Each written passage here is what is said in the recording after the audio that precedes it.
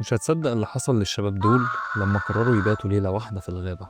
تخيل إنك تروح أنت وأصحابك لفسحة على سبيل المرح والترفيه، وتقرروا إن أنتوا تباتوا ليلة واحدة بس في الغابة، وفجأة وأنتوا نايمين تصحوا تلاقوا أصوات مش طبيعية حواليك، وكأن حاجات بتحصل مش مفهومة خالص.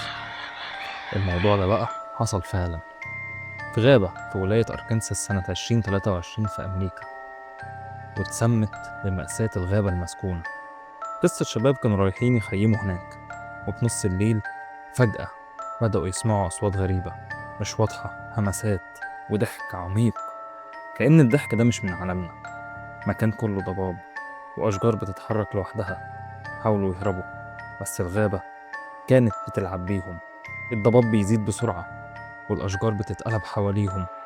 حسوا إن في حاجة بتلاحقهم، حاجة مش طبيعية.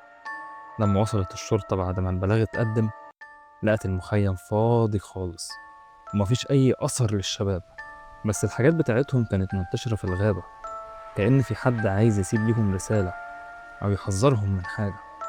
وبعد الحادثة دي الناس اللي بتجرب تدخل الغابة دي بتحكي عن ظلال سودا بتتحرك بين الشجر، وصوت تنفس، صوت نفس تقيل بيطلع فجأة من العدم، وكأن في كائن خارق بيجري على أي حد يقرب.